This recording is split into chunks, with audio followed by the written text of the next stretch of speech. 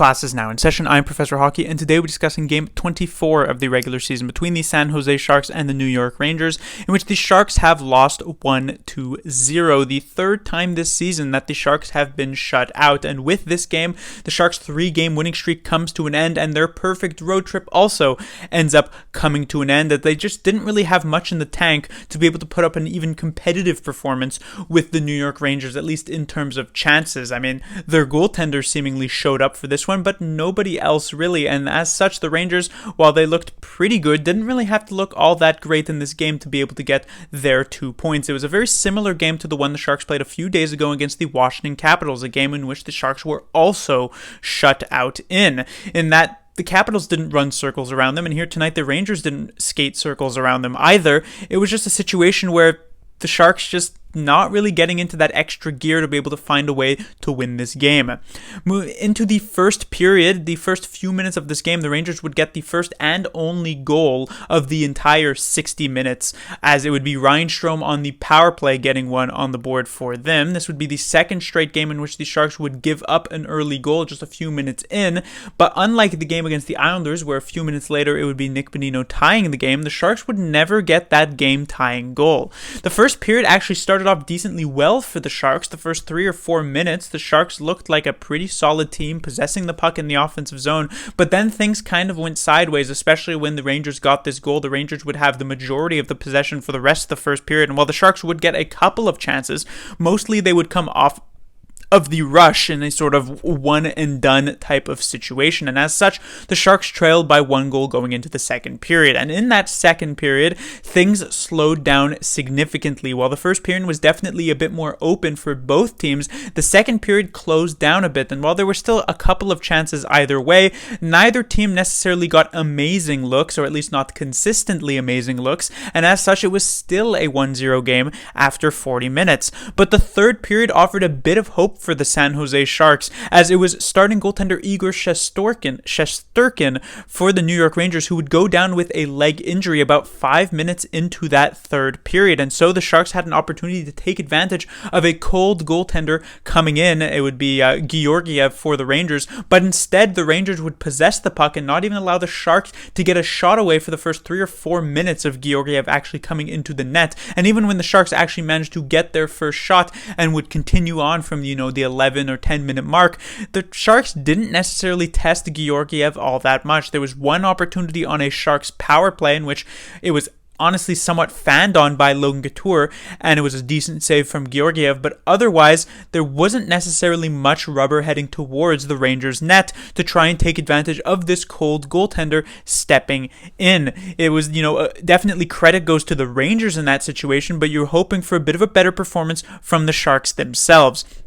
And I think the last few minutes were really indicative of how this game went for the San Jose Sharks. In the last 3-4 minutes of this game, the Sharks obviously looking to try and get some offensive zone time to be able to tie the game, and especially in the last couple of minutes just to get some offensive zone time to pull the goalie and get to 6-on-5. But the Sharks didn't even get that opportunity until about a minute was left in the third period, because they were just having so much trouble even just exiting their own defensive zone. The Rangers were applying a very solid amount of pressure in terms of a forecheck to keep the Sharks hemmed in, and there was just misplay after misplay when it came to clearing out of the zone, that by the time the Sharks actually managed to get in the offensive zone, there just wasn't really much time left, and so there wasn't even that many great, if any, chances in the 6-on-5. So the Sharks would end up losing it 1-0. Their scoring issues were once again on display here tonight, and we'll see if the Sharks can finish the road trip off strong, as this was the 4th of 5 games. Moving on into the lineup, it's kind of an awkward thing to talk about because there were very, very few players who necessarily had that much of an impact offensively, but also very few players who were necessarily so bad because, as I said, besides in the first period where the Rangers were obviously the better team, in the last couple of periods it was relatively even, but that worked kind of in favor of the Rangers because they were the team with the lead. And so I take a look at this first line of Meyer, Couture, and Dahlen, and I don't think these 3 players necessarily played bad. They had a couple of decent chances, but certainly not nearly enough to actually get some real golden opportunities where a bounce their way could have actually made the difference. Because usually in 1-goal games, especially in hockey, since it can be a bit of a luck-based style of game, especially in a singular game.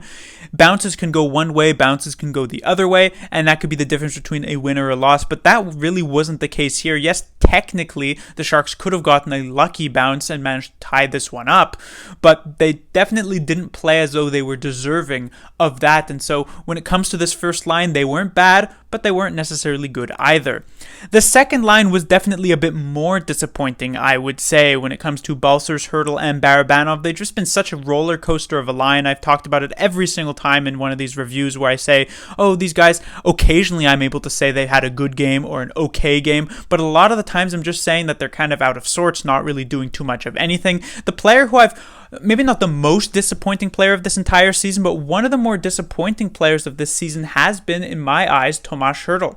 This is definitely much more eye test related, because I'm pretty sure the advanced stats will actually say that Hertl has been doing a pretty good job thus far this season, but I feel as though I'm probably not alone in saying that I was expecting more from Tomas Hertl this season, especially in a contract year where also, we don't actually know what's going on behind the scenes, but maybe Hertl is also auditioning for some other teams around the NHL if he was to get moved at the trade deadline, and we just haven't really necessarily been seeing that many great things from Tomas Hertl. He seemed almost a touch selfish to me this season, where a lot of the times he'll try to enter the zone single-handedly, he'll try to make some crazy move around the defenseman, and it'll work, very, very few times, but a lot of the times he'll end up just losing the puck when he could have made a pretty simple pass to actually carry the puck into the zone. So I'm not exactly sure what's going on with Tomas Hertl. As I said, the advanced stats probably look somewhat favorably on him, but I haven't been all that impressed.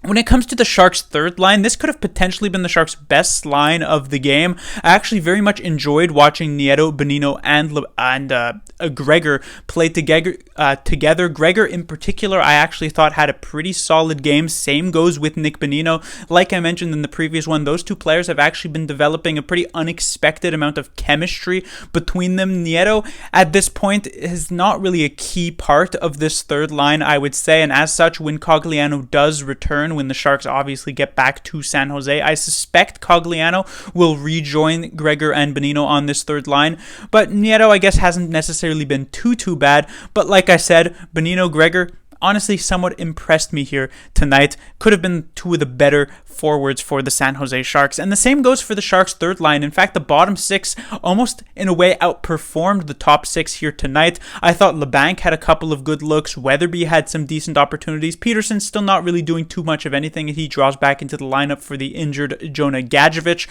It would be interesting to see a bit of a shakeup go on onto this fourth line with Gadjevich injured, and that could potentially be long-term, just judging by what we saw yesterday against the Islanders.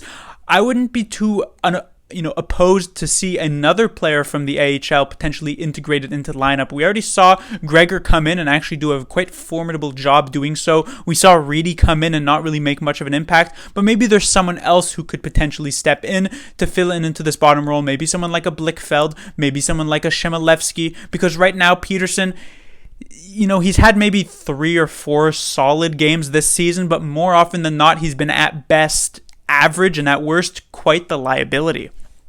Onto the defensive side of things, the first pairing we have is, of course, Ferraro and Burns. A bit of a scare with Mario Ferraro. It's kind of been a trend here for the past couple of games for the Sharks to have some injury scares. Ferraro had a puck deflected up into his face, but hockey players, some of the toughest people out there, he is able to come back just a few minutes later with all that stitched up. And honestly, it wasn't necessarily a fantastic game from this first pairing, but it's so difficult to talk bad about Mario Ferraro because of the effort he continuously puts in every single game. When it comes to Brent Burns, I thought Burns had a couple of decent defensive plays, but more often than not found himself pretty hemmed into his own zone, so not necessarily a very good game from Brent Burns here tonight.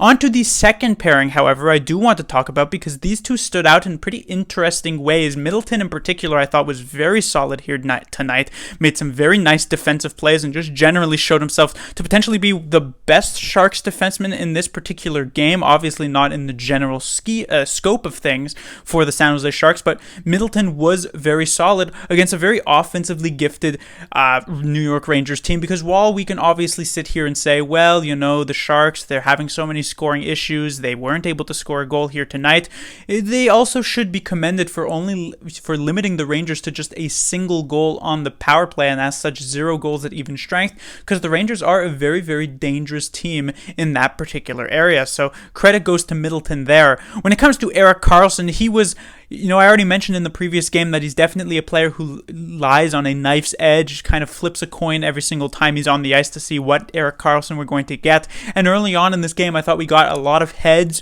where he was making some very nice plays, setting up some great things offensively. But in that last shift, well, maybe not his last shift, his second to last shift in the third period, we saw some real bad plays from Erik Karlsson. You know how I was talking about the Sharks were hemmed into their own zone and couldn't clear it out to be able to even get the puck into the offensive zone to be able to pull the goalie? Erik Karlsson was sort of the guy who failed twice to get this puck out of the zone. Twice he had opportunities to make a very simple pass to be able to easily break the puck out of the zone, but instead tried to selfishly make the play himself, try to carry the puck out himself, and both times he would end up getting denied, and it would lead to another 20-30 seconds in his own zone. And it was on the same exact shift that we saw Erik Karlsson make this mistake twice. So that was a time where Erik Karlsson, his plays ended up coming up tails instead of heads, and it was definitely very, very apparent in that second to last shift that Erik Karlsson was a big reason why the Sharks couldn't really get much generated in those last few minutes to try and get that game-tying goal. And finally, on the third pairing, we of course have Vlasic with Nick Milosh, who gets the game here tonight. Probably a combination of it being a back-to-back and Shemek having been shaken up against the Islanders, and Shemek not having played particularly well against the Islanders. So Milosh steps in. Milosh, I don't think he's much of an upgrade over Shemek, right? The Sharks sent back Hataka back to the Barracuda, so I suspected that we would see Shemek and Vlasic somewhat long-term, but for whatever reason, now we're getting Milosh in the lineup. Like I said, maybe because he was shaken up a bit, but I don't think Milosh was necessarily much better than Shemek at all, and so it's a bit of an odd lineup decision. We'll see what ends up happening, if it is actually a long-term injury or at least even a short-term injury for Shemek, or if this was kind of a weird punishment type of move by Bob Bruner like he did with Shemek and Hataka a couple of weeks ago. But finally, to talk about the goaltender, Adin Hill gets the second straight start here for this game, as James Reimer, who was supposed to get the start, was feeling a bit under the weather. And Hill has a very, very similar game as he did in the previous one against the New York Islanders. Once again, it's in the first few minutes of this one, though I guess thankfully not in the first minute, but just in the first 6 minutes, where Adin Hill gives up a goal that he probably could have had. It's a tough shot, but he probably could have made the save, and the Sharks find themselves in a hole early when Adin Hill is between the pipes. But I should say that Adin Hill rebounded remarkably from that bit of a poor start that he did have. He made multiple amazing saves. He was the major reason why the San Jose Sharks managed to keep this game within one for the entirety of it. This was a game that probably could have been even just 2 or 3-0 by the end of the first period, and generally maybe 4 or 5-0 by the end of the entire game, had Hill not managed to come up with multiple miraculous saves. And so yes, a bit of a struggle. That's always going to be discouraging for the Sharks to start, but if Adin Hill can clean up his starts of these games, he's actually not looked half bad in his past couple of starts, so that's nice to see. We'll see if Reimer will actually end up getting, a bit better, as I suspect he would end up being getting the start on Sunday if he actually ends up being healthy. But that will do it for this review. The Sharks will be back in action on Sunday, where they will take on the Columbus Blue Jackets in their final road game of this road trip. They currently sit 3-1 with this loss to the New York Rangers, and we'll see if the Sharks can finish it off 4-1, as the Columbus Blue Jackets had started the season quite well, but as of late haven't necessarily been having as much success. We'll see if the Sharks can take advantage. Class dismissed.